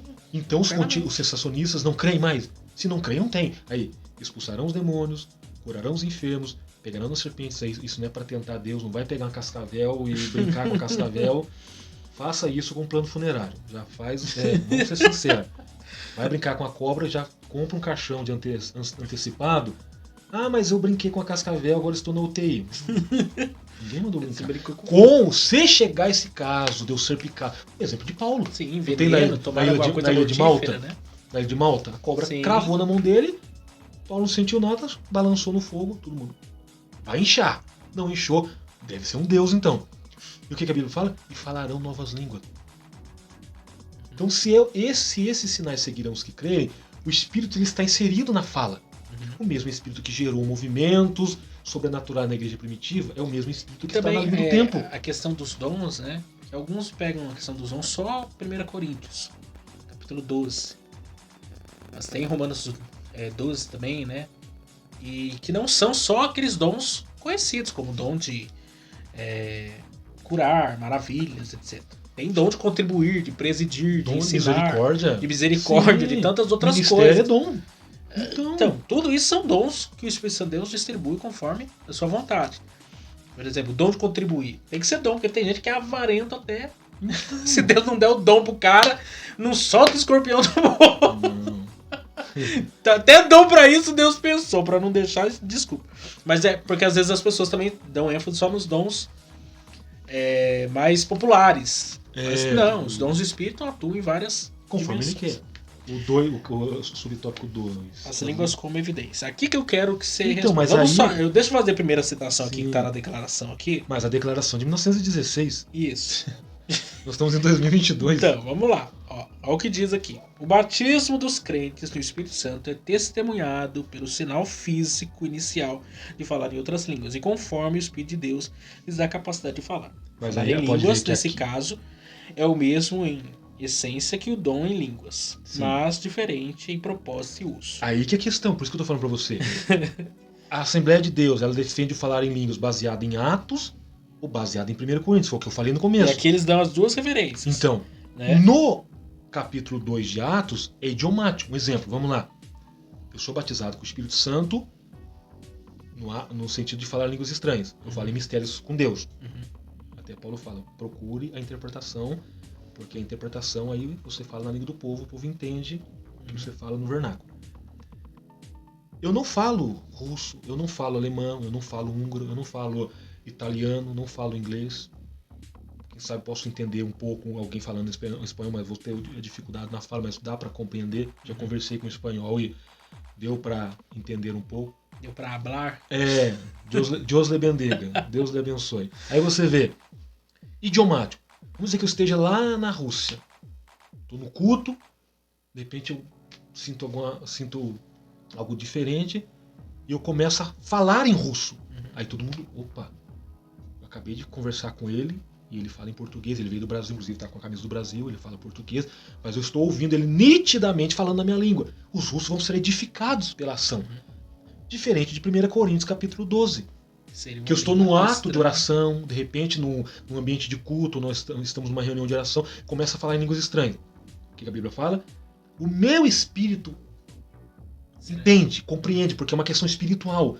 Mas a minha mentalidade não. O que Paulo fala? Ore para que haja interpretação. Aí eu tenho que entender, Miquel, difere de tradução. Porque tem a interpretação e tradução. Exemplo, você pega, como eu falei, Deus lhe bendiga.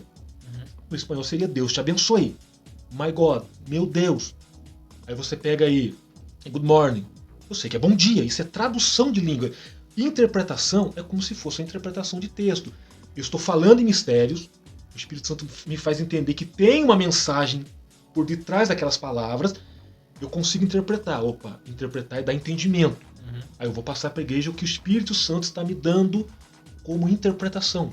Um exemplo, Miquel, você leu esse livro. O que você entendeu do livro? Não tem interpretação de texto? O que você entendeu? Olha, Gediel, eu li o livro aqui do exemplo do A.W. Tozer e eu entendi que ele quis dizer isso, isso, isso. Você interpretou o texto. Então, interpretação é interpretação em cima dos mistérios falados nas línguas estranhas. Tá, o Espírito Santo está me dando a capacidade de interpretar. Aí eu trago a mensagem para línguas estranhas, para a língua do povo. Assim diz o Senhor, estou convosco, veja a dificuldade de vocês, se tiver alguém lá enfermo, durante a madrugada, enquanto orava, com dores fortes, tal, porque eu entendi que na fala, nas línguas estranhas, tinha uma mensagem por trás. O Espírito Santo me deu a interpretação. Olha, é isso que essas línguas querem dizer. Eu transmiti para o povo na língua do povo. Sim. Agora a pergunta. Diga. É aqui que eu quero chegar. Vai. Todos, dentro dessa... Porque, vamos lá, você está defendendo desde o início. Qualquer coisa você responde essa. Desde o início você está falando e nós entendemos aqui que é o línguas idiomáticas. Atos capítulo 2. Atos capítulo 2. Atos capítulo 2. Conforme o próprio texto lá de 1 Coríntios, não é todos que falarão em línguas. Quer dizer que nem todos vão ser batizados do Espírito Santo? Não. Eu preciso entender que nem todos serão. Agora, não serão porque não buscam ou não serão porque Deus não vai conceder? Porque essa é a pergunta, porque quando entra nessa discussão, porque no entendimento até pentecostal, Assembleia de Deus, todo mundo pode receber. Ele vai falar aqui, né, mais pra frente, que essa até da incredulidade e tal. Só que entra essa questão. A Bíblia já aponta que não é todo mundo vai receber o dom de línguas, nem o dom de curar, nem de profetizar, nem o de maravilha. Não. Ele vai distribuir os dons, um vai receber um isso, outro aquilo ali. E é o mesmo Espírito que opera em tudo e em todos. Sim. Aí entra a questão, se o falar em línguas é a evidência dessa experiência, né, do batismo no Espírito Santo, então não é para todos. É para um grupo seleto de pessoas. Ou é para quem busca. E não é por uma questão também de incredulidade ou não, mas de distribuição. Porque a pessoa às vezes vai buscar 30 anos, não vai falar, não vai receber o dom de línguas, e porque não é, o Deus não quis dar o dom para ele. A pessoa que não é que ela não quer ser batizada com o Espírito Santo, é que o dom não então foi liberado para ela. No caso de um assembleiano que não fala em línguas estranhas, não perde a salvação. Já é um ponto, porque a salvação não é pela ação de dons. Então, é só pela questão. Pode ser que tenha alguém lá, mas eu tô há 30 anos na Porque há uma de Deus, frustração no meio pentecostal exatamente por causa disso. Pessoas que buscam anos a fio o batismo do Espírito Santo, não recebem o batismo do Espírito Santo e ficam, e aí? Como é que vai ser? Sim. Né? Entra até alguns eu acho que até meio depressivo com a situação. Porque não sabe, porque não recebe, e aí como é que fica? Porque biblicamente a gente entende, pelo menos eu entendo assim, que não é todo mundo vai receber o dom de línguas. E aí dentro dessa perspectiva de que a evidência é o falar em línguas, então dentro dessa perspectiva essa pessoa não vai ser batizada no Espírito Santo. Inclusive tem lá o palavra da ciência, palavra da sabedoria, o dom da fé, dom de curar, interpretação de língua, variedades. E essas variedades de línguas idiomáticas também? Porque se eu vários idiomas? Porque se eu falo em línguas estranhas, eu falo em mistérios. Meu espírito ora bem, porém meu entendimento não tem compreensão. Agora, variedades de línguas. Então, tem inúmeras línguas estranhas de Deus para serem distribuídas aos cristãos. Porque se eu estiver no ambiente de culto e eu ouvir um irmão falando línguas estranhas, eu vou entender, opa, esse irmão está falando línguas estranhas, então ele está numa comunicação com Deus. Mas, se está presente no Brasil, num culto na Assembleia de Deus, um pregador escocês, e de repente ele começa a falar em português, o que eu vou entender? Está havendo uma manifestação sobrenatural de Deus, e ele fala na minha língua, nitidamente. Então eu posso entender que a variedade de línguas, Sim. a capacidade que o Espírito Pessoa, Santo dá para mim falar num outro idioma. Um ponto sobre isso até interessante de se pesquisar isso. Existem os carismáticos, não os carismáticos católicos, né? Os carismáticos protestantes, que são pessoas que de igrejas tradicionais que tiveram experiência com o Espírito Santo. Aí vai surgir uma corrente teológica em cima dessa Inclusive tem uma igreja que é chamada Renovada, não vou isso, citar o nome. Aí vai surgir a igreja Renovada. Dentro da linha carismática, não pentecostal clássico que nós estamos aqui observando, eles entendem que o batismo do Espírito Santo não tem por evidência apenas o falar em línguas. Por exemplo, você recebeu o dom de curar, ou mesmo de interpretar as línguas, algo assim, eles entendem que isso é uma experiência sobrenatural e confere também a ideia do batismo do Espírito Santo. Quer dizer, eles não... O pentecostal, não carismático, o pentecostal ele entende que o falar em línguas é evidência. Mas o carismático também crê nos dons, etc. Ele crê que qualquer dom do Espírito que for distribuído, a pessoa recebeu, isso confere a ela um batismo do Espírito Santo. Né? É uma linha de interpretação também. Que eu, sinceramente, sou mais... eu acho que essa cabe mais em alguns pontos, por causa disso que eu tô falando. Se eu limito o batismo do Espírito Santo só para pessoas que falam em línguas, isso me soa como que, tipo, como assim? Você pode ter experiência com o Espírito Santo, talvez com outro dom. Não necessariamente com falar em línguas, porque o Espírito Santo não distribui conforme ele quer. Então, mas eu não posso limitar, porque dá a impressão de que não é o que a Bíblia ensina, né? Porque numa classe de importância, o profetizar está em primeiro lugar. Né? Paulo ainda, em 1 Coríntios 14, ele deixa claro, sobretudo, que fale e que profetize. Sim. Né? Agora, ele mesmo dizendo assim, eu prefiro falar 5 palavras, né? Na minha própria inteligência do que 1000 palavras desconhecidas. Né? Um monte de coisa. Então, como é que funciona agora, exemplo? Vamos pegar aqui, com todo respeito, não denegrindo a imagem de nenhum irmão batista. Um pastor batista. Ele está lá no seu gabinete, preparando a mensagem, está lá num quebrantamento. De repente ele prega uma mensagem à noite que você vê, olha, é Deus na mensagem. Ele não tem o Espírito Santo? Tem! Aí de repente eu olho para ele, um homem de integridade, de retidão, de caráter espiritual, de caráter moral, um homem que dá testemunho na sociedade. Você pergunta onde ele mora, olha, o fulano de tal, eu assino embaixo. Aquilo ali não é ação do Espírito Santo para gerar nele uma mudança de vida, manter ele irrepreensível, um homem santo, um homem de Deus? Ele pode não ter essa nossa experiência. Inclusive até o pastor Silas Malafaia fala isso, que enquanto o Cristo não voltar, haverá divergências teológicas. Pronto. O que eu não posso, Miquel, é deixar de acreditar que o mesmo Espírito Santo que atua na Assembleia de Deus é o mesmo Espírito Santo que atua na Igreja Batista, na Presbiteriana, na Congregacional, na Metodista. É o mesmo. Ou que um crente que fale ou um que não fale em línguas tem menos de Espírito Santo ou mais do Espírito Santo. Não existe isso. De repente você pode pegar um assembleano que fala em línguas estranhas, porque ele teve essa experiência, como eu tive, e vamos dizer, os dois estão andando de bicicleta, um assembleano e um batista. Aí você olha para o batista, ele está lá, em prantos, e você olha para ele, qual que é o motivo? Ele vai dizer para você, eu só estou sentindo Deus. E aí, como é que eu vou negar essa experiência dele? E também é uma questão cultural.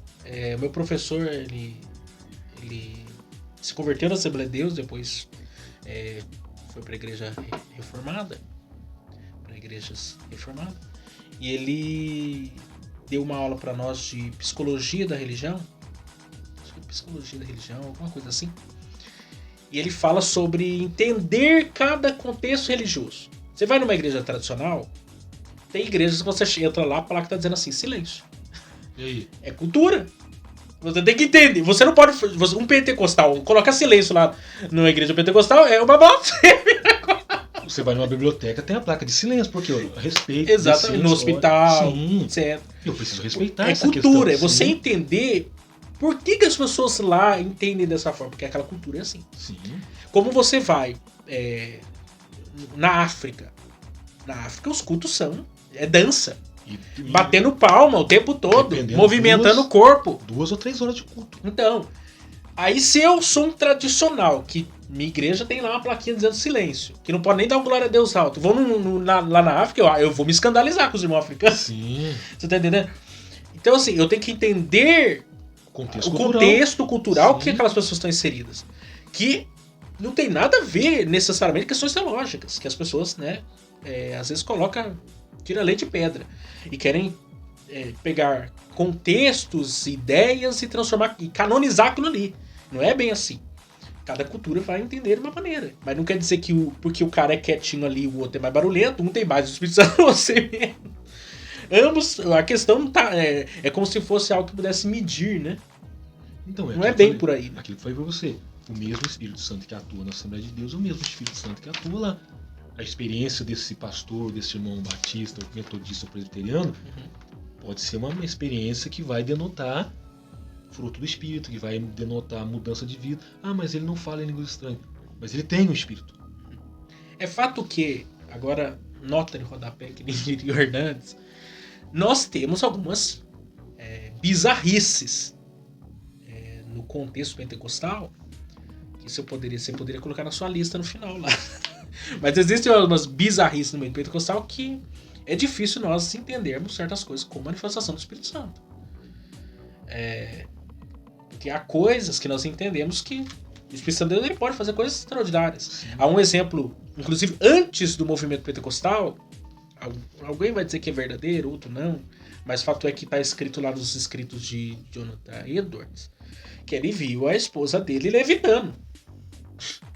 Tava orando a mulher dele lá e ele viu ela flutuar. Sim.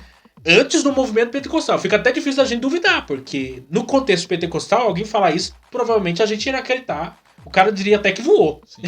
Agora, antes, e histórico o negócio, você começa, peraí, não pode ser tão mentira o negócio desse, porque não tinha umas coisas assim. Embora aconteçam os focos de avivamento que aconteciam, né? Muitos vinham até vinham da Inglaterra, vinham de outros lugares, de outras colônias. Uma certa comunidade passava o período de avivamento, quebrantamento e tal. E às vezes quando chegava-se a notícia que tal comunidade estava vivendo coisa, quando alguém chegava lá para ver, já tinha ido embora. Né? Aquela onda que estava acontecendo já tinha ido embora. Então pode acontecer também. Mas a gente vê que tem muita coisa, na internet a gente vê a abundância dessas coisas que é bizarrice. É guspe ungido, é não sei o quê. Inclusive o David Wilkerson tem uma fala dele, uma parte da mensagem dele no YouTube. E se não me engano, ele está pregando ou na Rússia, eu sei que é um russo que transmite, que traduz, melhor, que passa para a mensagem para a língua dele. Ele fala, o David Wilkerson fala em inglês. Sim. E tem alguém lá, você percebe que a fala desse intérprete é russo. Aí ele começa a falar desses movimentos aí da cobra, a unção do riso. Do caicai. Aí ele chega uma hora que ele para de pregar, ele começa a chorar, porque ele vê que tudo isso não é, de fato, uma manifestação do Espírito. Inclusive, como o Brasil ele tem uma influência afro, muita influência religiões afros, aí você vê, inclusive eles fazem aquela comparação de alguns movimentos no nosso contexto pentecostal, que é parecido. Inclusive já aconteceu o caso de pessoas que estavam lá na frente com movimentos estranhos, com a mão para trás, fazendo alguns movimentos. Alguém usado por Deus foi lá e expulsou, a pessoa voltou ao normal. Opa! Então precisa entender o que está faltando então para a igreja hoje, dentro dos dons espirituais. Inclusive nessa lição que você falou dos dons espirituais na pandemia, foi abordado os dons ministeriais e espirituais. Discernimento. Sim. Porque pelo discernimento de espírito eu consigo ver se a manifestação ela é puramente divina, sim, puramente diabólica ou puramente humana. Agora, exemplo, o espírito do profeta é sujeito ao profeta. Eu estou lá no último banco, eu preciso entregar a mensagem para alguém que está lá no primeiro banco, próximo do público. Eu vou arrastar o banco? Eu vou sair rodopiando? Primeiro que eu entendo que o culto tem ordem e tem decência. Tem pessoas ali não crentes, pessoas que estão ali pela primeira vez, novos convertidos. Eu tenho controle. Aquilo que você falou, se eu não tenho controle, a minha mente está descontrolada. Não é o Espírito Santo. Onde é que eu estou? Eu tive uma experiência com o Espírito Santo, mas não sei onde estou. Caí, não sei o que aconteceu, levantei. Que dia que é hoje? Primeiro que o Espírito Santo não toma consciência de ninguém, por isso que o Espírito do profeta. Preciso entregar uma mensagem para o Miquéias. Eu olhei, o Miquéias está na frente, eu estou incomodado com aquilo. Eu vou tranquilamente, chego do seu lado e falo, Miquéias, eu tenho uma mensagem de Deus para você. Assim diz o Senhor, então você vai falar, opa, precisava dessa mensagem. Então é Deus. Então preciso entender, tem coisas que é puramente ação emocional, o ser humano tende às emoções. E também, esse é um perigo, né? Tem um livro do Jonathan Edwards sobre isso, Afeições Religiosas, alguma coisa assim, que ele fala sobre isso. Tem um outro Pessoas livro, que têm emoções, etc., mas não apresentam evidências de uma conversão, de um novo nascimento. É aquela pessoa que qualquer coisa chora, qualquer coisa se emociona, mas não é Espírito Santo. É emoção. O ser humano ele tem. Porque é aquilo que eu costumo dizer, você beliscar uma pessoa, ela vai chorar também. Então. Você pisar no calo dela, vai ter uma reação ali. Agora, uma reação emocional sem uma mudança, sem um real propósito naquilo ali, então, não faz diferença. Aí vem a questão. Então tem movimento. Então nós já entramos nessa questão de pontos positivos. E também até a questão do cair. A Bíblia fala de episódios de homens que caíram. Mas quando Deus quer falar com a pessoa, ela coloca ela de pé. Então, essa que é a questão. Põe-te em pé. O caso de Ezequias. Ele caiu no capítulo 1. No capítulo 2, ele fala assim, põe-te em pé que eu quero falar com você. Exatamente. Qual que é a finalidade de Deus ficar caiu jogando? E a pessoa fica lá. E geralmente quando caíam prostrados em adoração e reconhecimento da grandeza de Deus. Não qualquer coisa sem Agora sentido. Caiu, levantou, e você não teve mudança, não houve mudança nenhuma.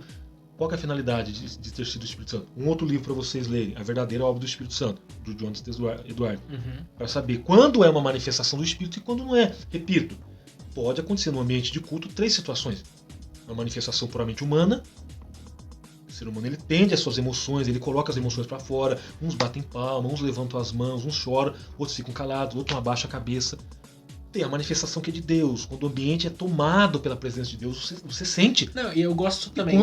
E pode haver a possibilidade. A própria questão da onipresença de Deus. Deus ele está em todos os lugares? Sim. Mas a presença manifesta de Deus não está. É o caso da sarça. A presença manifesta. Atos capítulo 12, presença manifesta. Deus decidiu se manifestar ali para todo mundo saber, eu tô aqui. Sim. Acabou. Né? Lá na casa de Cornélio mesmo, o Espírito Santo caiu. Né? Enquanto se expunha a palavra de Deus, os 2 discípulos lá no caminho de Emaús, o coração ardia o coração enquanto se expunha as escrituras. Quer dizer, há situações que tem nem como você dizer assim, não tô aqui. Não, se você não sentiu, meu amigo, tem alguma coisa problema com você. Esse é o problema. Todo mundo tá sentindo aqui, porque tem coisa que é sobrenatural. Agora, porque a presença de Deus está manifesta. Né? O próprio Ezequiel lá nas margens do rio Quebar, lá viu o céu aberto lá e tal. Manifestação. Que não tem como você dizer assim, não vi, não tô sabendo, não. Por que eu preciso tomar cuidado com essa questão? Por isso que eu falo dos dons espirituais, do discernimento do espírito. Se o diabo se transfigura em anjo de luz, o que ele não pode fazer? Inclusive faz chover, faz prodígios, faz as suas maravilhas, as suas supostas maravilhas. Eu já ouvi testemunhos de pessoas, só falando em línguas, e alguém repreendeu.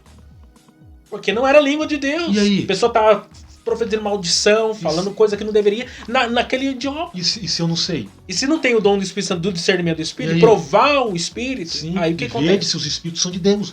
Um exemplo, você falou, eu lembrei de uma situação de um pastor, só pra você ver, esse pastor ele é de linha tradicional. Aí ele estava no culto, de repente alguém começou a falar, daí a igreja parou. Aí ele parou e quem conhece, Miquéias, incomoda. Você fica incomodado quando não é de Deus, porque o que a Bíblia fala? Que o Espírito comunica com o meu Espírito que eu sou filho de Deus. Então tem uma comunicação espiritual comigo. Você fica incomodado. Não é de Deus. Como é que eu conheço a nota verdadeira, a nota falsa? Conhecendo a verdadeira. Aí esse camarada começou a falar e a igreja calou. Como o pastor ele tinha um conhecimento do hebraico, ele percebeu, as mensagens que estavam sendo dirigidas à igreja, apesar de serem na língua hebraica, eram mensagens de maldição. E se o pastor não tivesse conhecimento? O pastor mandou o camarada calar. O que ele fez? Ele neutralizou aquela ação maligna para que a igreja não recebesse a palavra. Porque depois que eu começo a dar legalidade, enquanto eu estou ouvindo, 10 minutos, 15, 1 hora, 2 horas, pronto, eu já aceitei toda a fala dita. Mas quando ele começa a falar, o Espírito Santo, opa, não é meu. Aí você cresce. Por quê? Você não quer que a igreja seja prejudicada. Aí você chega pro camarada, olha... E aí entra a maturidade espiritual. Sim. Para mim, a maior prova de uma igreja saudável é isso. É quando a igreja tem maturidade para discernir o que é de Deus e o que não é de Deus. O que é bênção e o que é maldição. Por exemplo, o meu sogro, que já é falecido, faleceu em fevereiro desse ano, ele conta uma experiência. Ele é da Assembleia de Deus. Ele veio de Queluz para cá. Ele conta essa experiência, só para vocês verem. Ele estava num culto. De repente um camarada lá começou a falar em línguas estranhas, atrapalhando o culto. O dirigente do culto interpretou. E a mensagem dele era o quê? Que ele estava vivendo uma vida de adultério. Ele mesmo, enquanto ele falava em línguas estranhas, o pastor falou, tudo bem, então eu vou dar a interpretação da língua. Deus está me dando a interpretação da língua. Sabe o que ele está dizendo na língua estranha? Isso. Pronto, e aí? Por quê? O Espírito Santo, ele zela pela vida da igreja. E, inclusive, olha no terceiro tópico aí. Olha o primeiro subtópico. Fidelidade é o quê? Como é que eu vou conhecer? O que Jesus falou? Vocês erram por não conhecerem. A Escritura vai me dizer quando é do Espírito, quando não é do Espírito. Primeiro, a fala do diabo sempre vai ser contrária à Bíblia. Ele vai negar Cristo, ele vai negar a ação do próprio Cristo, ele vai dizer que Jesus não é Senhor. E Paulo já fala, se alguém confessar que Cristo não é Senhor, essa mensagem é maldita. Ou pregar um outro evangelho. O Gálatas 1:8, exatamente. Aqui a palavra é hétero. Um outro evangelho. Olha, eu estou pregando o evangelho de Cristo. Alguém vem e prega um outro evangelho. O que Paulo falou? Rejeita. Igual o Lutero. Sim, porque entra essa questão aí. Porque... E aqui eu já quero que você já vamos caminhar para a conclusão. Pega os dois subidos. Porque eu quero que aqui você concentre isso aí. Os pontos positivos e negativos do pentecostalismo.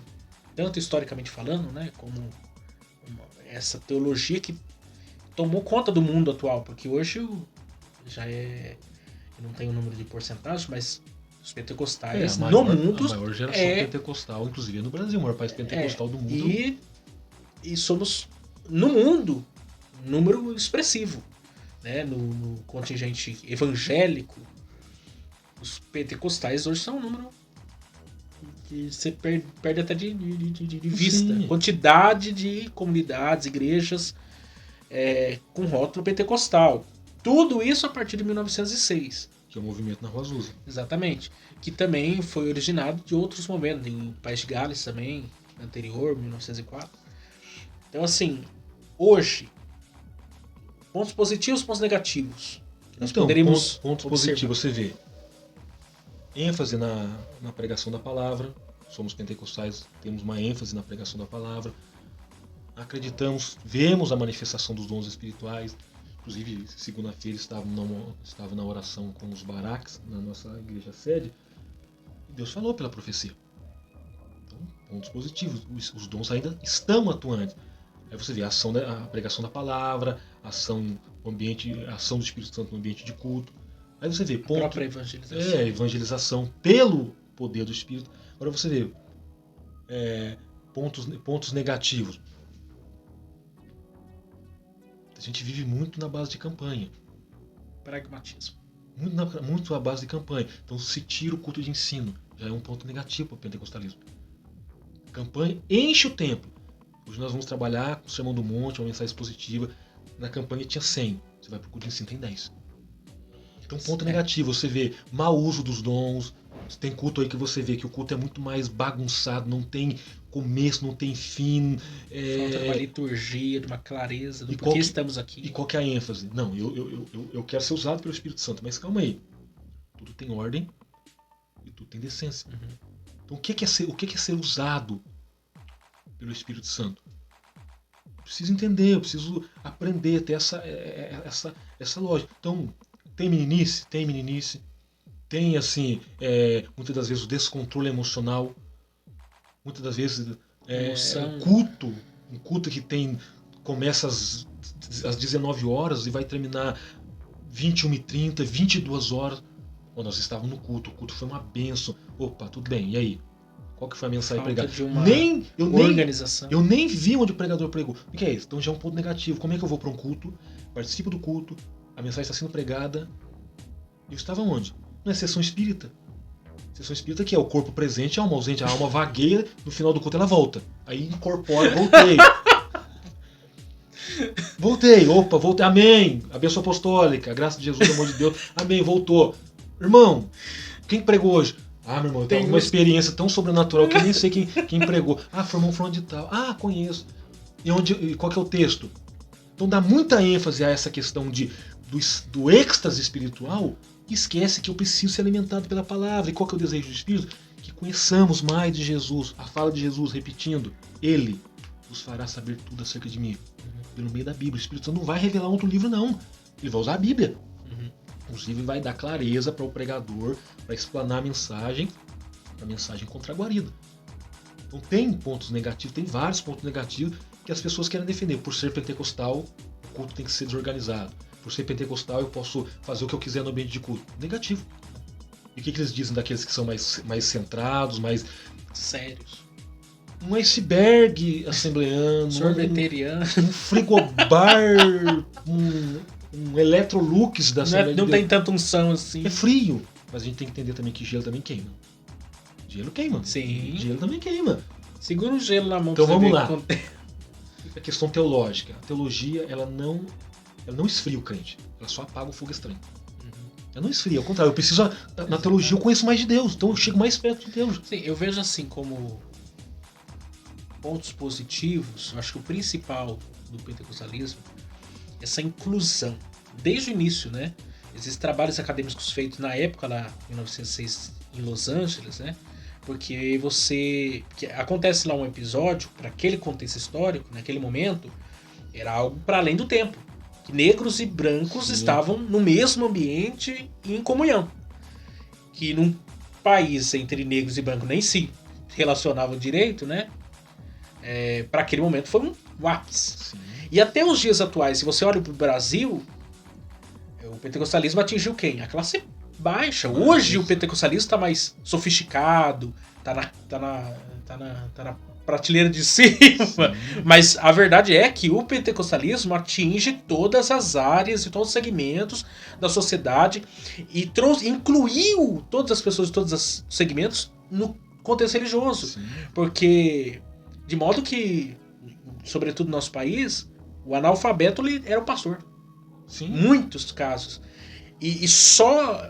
É lógico que existe o lado negativo disso, mas existe o lado positivo disso, porque mostra que você pode ser inserido dentro do contexto, pessoas são se ressignificadas, a pessoa muitas vezes não tinha voz em outro contexto, passa a ter aqui, passa a ser aceito. É lógico que hoje a coisa está ficando mais complicada, mas existe um preconceito, existem igrejas de classe A, B, C, D, né? Começa a vir um preconceito nisso.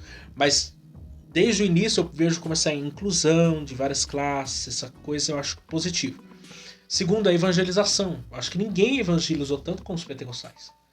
Há uma sede de evangelizar, é um negócio assim inexplicável, essa fome de evangelizar. Sim. Né? É evidente isso em todas as partes do país, do mundo, você vê o pentecostal na dianteira na evangelização.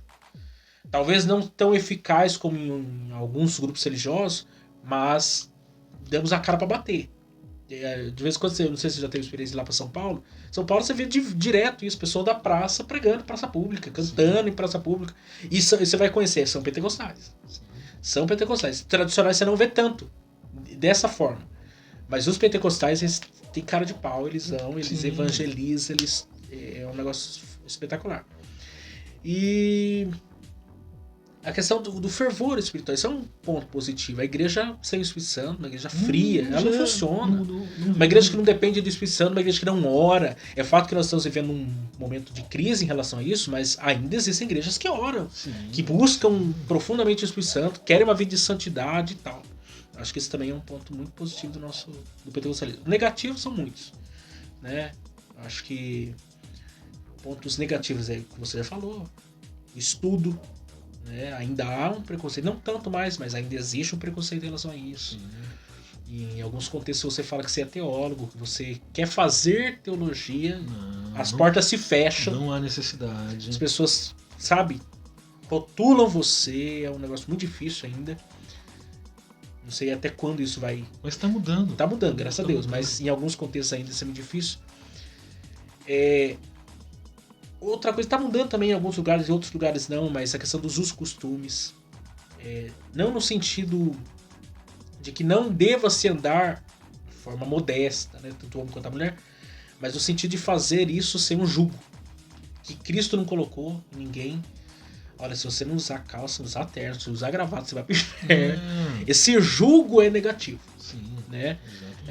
Da pessoa até às vezes não ter um cuidado com o corpo, não fazer, sabe, a mulher não depilar partes do corpo, sabe, não tem nenhum tipo de vaidade porque colocaram um jugo nisso, Legalismo. ela perde até a autoestima. Sim, muitas das vezes A depressão. É inserido um legalismo, se torna aquilo legal, e quem não se adequa àquilo que é legal para eles, pronto, você não presta. Em alguns contextos ainda, no nosso país, isso é muito forte, isso é um ponto negativo demais. Eu entendo a questão, nós acho que já falamos aqui em outra oportunidade, né, sobre isso. A modéstia, a Bíblia defende, fala sobre isso. A mulher não vai andar nua, nem o cara vai andar nu. Sim. Você tem que ter bom senso, uma coisa que não precisa estabelecer uma moda evangélica. É uma questão de bom senso. Mas quando torna-se normativo uma coisa, ou até querem canonizar uma coisa que não tem, que Jesus não disse nada, os apóstolos não disse nada, aí começa a pesar uma coisa que excede. E o segundo aí, que na verdade é exercício dos dons, olha para você ver. Não existe movimento pentecostal autêntico sem a prática dos dons espirituais. Então, do que adianta se não praticar? O Espírito Santo dá os dons, e eu percebo que eu tenho uma chamada, eu consigo sentir que é nesse dom, pronto, eu vou me aperfeiçoar. Mas tudo é regido pela palavra. Inclusive o que Lutero falou: mesmo que faça chover prodígios e maravilhas, se não estiver em concordância com a palavra, rejeita. Porque a palavra é a regra de fé, a bússola, é o termômetro, que é a diferença do termostato, é o termômetro que mede a temperatura espiritual. É a palavra que orienta, que disciplina, que exorta, que conforta, que consola, que anima, que alimenta o indivíduo. O camarada entra lá mais perdido do que cego em tiroteio, ele sai lá entendendo: opa, eu era pecador, agora entendi que Deus me ama. Pronto, o Espírito Santo fez ele entender. Então o movimento pentecostal sem explanação da palavra fica... Sim. Até um outro ponto positivo que eu vejo aqui, sim, que eu penso que é o que salvou o pentecostalismo brasileiro, foi a escola dominical. Porque em alguns países, que a escola dominical era extremamente recente, né? Tem 200 anos, se eu não estou enganado. E eu acho que em alguns países nem existe, né? Em algumas denominações já nem existe escola dominical mais. E no Brasil, exclusivamente na Assembleia de Deus, penso que é o que salvou de nós nos perdermos a termos de um estudo sistemático das Escrituras, foi a escola dominical. sim. Porque senão eu penso que se hoje não existisse escola dominical na Assembleia de Deus, até pelo aquilo que a gente falou anteriormente, de você tem hoje pastores são doutores, pós-doutores, mas você tem ainda pastores que são analfabetos, que malemar tem ensino fundamental ou médio. Sim. E esse currículo que é distribuído para todo o país acaba sendo bom, positivo, para uniformizar, para não incorrermos de negarmos certos pontos cruciais da fé cristã. Penso que a escola dominical é um ponto positivo também para nós. Por isso nós estamos aqui no EBDcast. A gente entende então que não pode haver uma compreensão legítima do que o Espírito Santo está fazendo se a gente não tiver a compreensão dessa Escritura. Que tudo que ele faz é embasado na própria palavra de Deus. O Espírito Santo não vai criar um modelo novo de ação que não tem embasamento bíblico. Então fica aí. Busque o Espírito Santo. E, se Deus permitir, sejais cheios do Espírito Santo. Próxima aula, semana que vem. A próxima aula é Lição 9. a sutileza do movimento dos desigrejados. Isso aqui Aí voltou aqui outro tema interessante. Precisa ou não frequentar templo para mim servir a Deus? Eu posso ser crente em casa? Só pela live, pelo culto online, né? Aí eu já... Sem a necessidade de estar lá, calor humano, né, aí- congregar, koinonia. Aí vamos defender a ICC. Você sabe qual que é a sigla de ICC? Igreja de Cristo em Casa. Mas não. Essa nova igreja. Precisamos comungar e a Bíblia fala, não deixei de congregar como é o costume de muitos. Então congregar é bom. Deus abençoe a todos. Deus abençoe vocês. Semana que vem nós estamos mais uma vez juntos aí, se Deus quiser.